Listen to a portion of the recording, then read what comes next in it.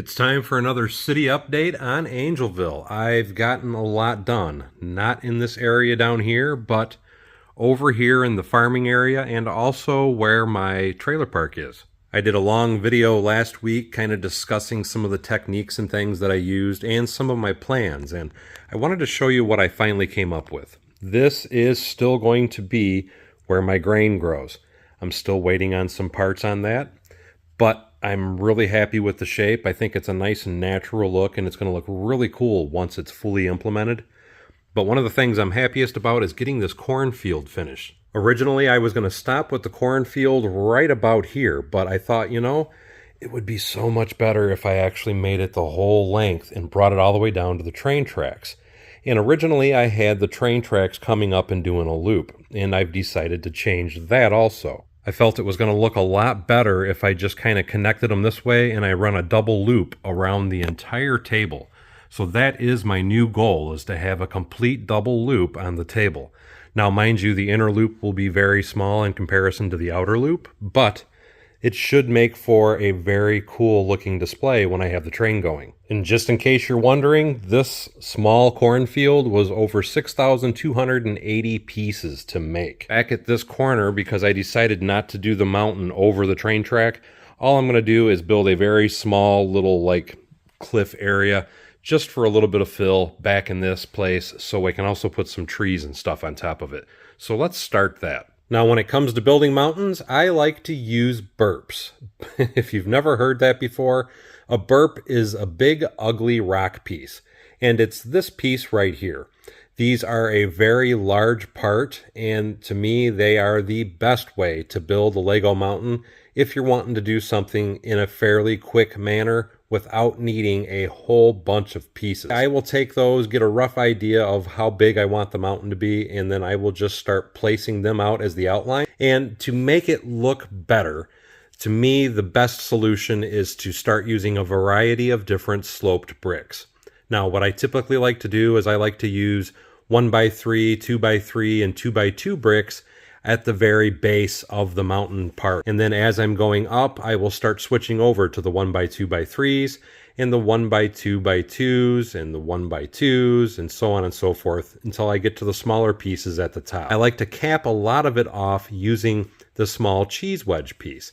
And then I even like to take a few cheese wedge pieces and place them along the base as well. And then to cap it off and to give me a little bit more depth, what I like to do is I take the green plates and I'll put a level on top of the first rock wall that I create, and then I'll create a second level of the burps, and then I'll put some greenery over that, and that way it gives us ample space to cover everything with vegetation. Now that we have a little bit of a roughed up little mountain corner, what we're going to do is start placing some trees on it. First tree I'm placing is made out of the cherry blossom set. All you do is you replace all the cherry blossoms with tree leaf pieces. And when you're done, it should look something like this. And place it on the mountain just to see how we like it.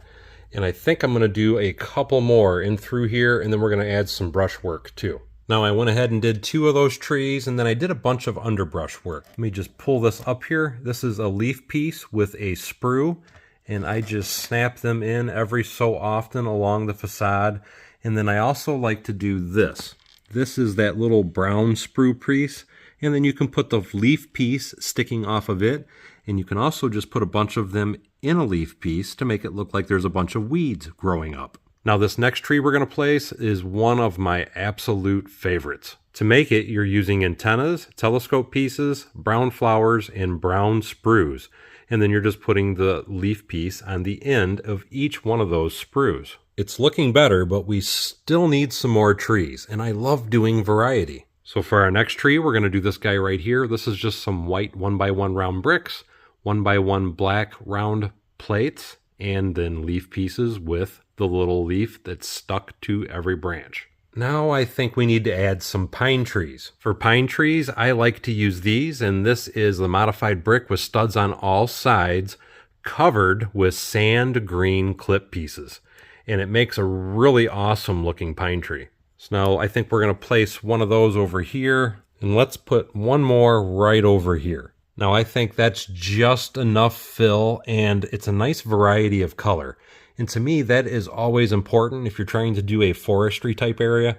you got to have a lot of different shades of green because it really makes it look more natural. Now, with all these areas done and roughed up, it was time for me to start working on lighting because I can't do any more top work until I get the groundwork finished.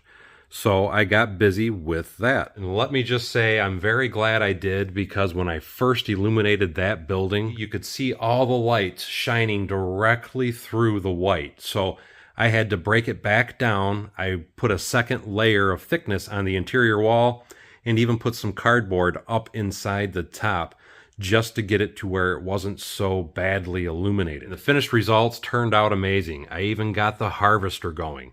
I've got all my lights in all the trailers that I wanted, and I even have all the railroad crossings working. Although I still think I'm going to do some modifying to this one last trailer because that's a little Easter egg, and it's in reference to Eddie from the Netflix show Stranger Things, if you are at all familiar. That's one of the many Easter eggs I'm going to be trying to hide throughout my city. But to explain some of my lighting real quick, what I did for this is I have a string of wires, and let me pop some of this up to show you what I'm talking about. What I have is coming up right over there, and it's also plugged into these buildings on this side of the street, and even that building going that way. I have one feed of wire, or one feed, coming from my USB power supply.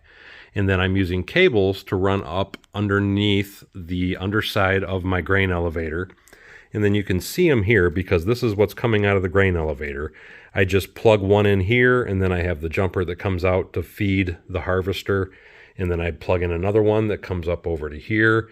And then all these houses are plugged into that. And what that is this little cable right here that I sell on my website. This is the plugged Mills connector.